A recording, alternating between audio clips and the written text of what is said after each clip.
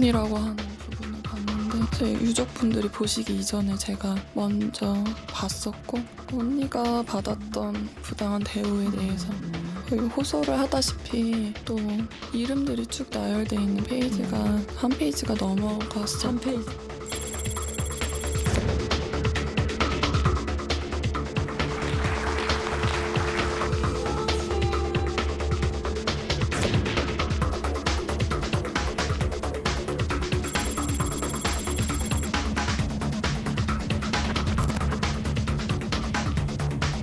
제 범죄자예요? 장난하세요? 뭐 하시는 거예요 지금 이거? 관여를 하는데요 지금. 가지 말라고 하시고.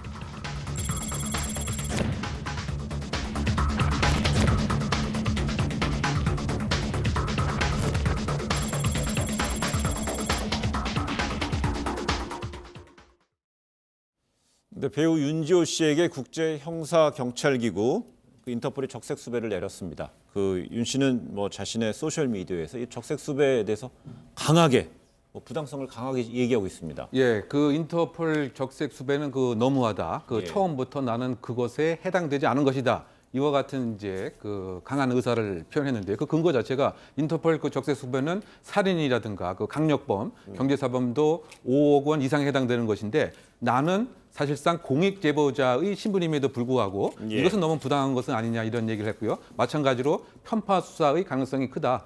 그 일전에 과거 사유에서 본인이 여러 가지 증언과 제보를 했음에도 불구하고 이와 같은 증거 자체가 다 그 묵살되었다라고 해서 인터폴 적색 수배에 대해서 강한 반발을 표시하고 있는 상황입니다. 또 윤지호 씨는 현재 캐나다에 머물고 있는데 최근에 또 뭐 캐나다 경찰이 당신 한국에 가지 말라 이렇게 얘기했다고도 지금 공개하고 있잖아요.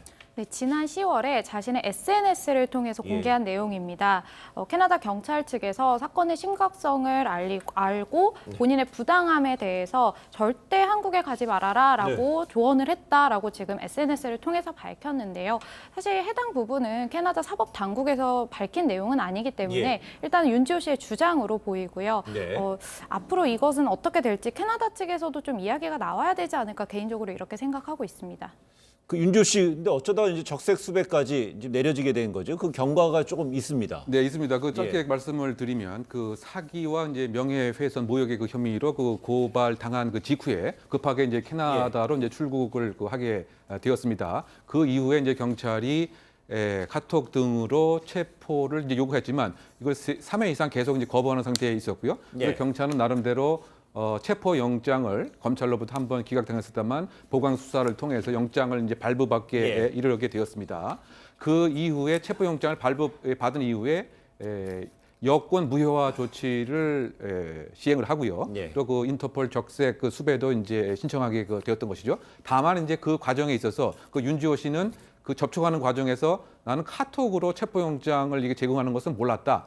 그리고 경찰인지도 몰랐다.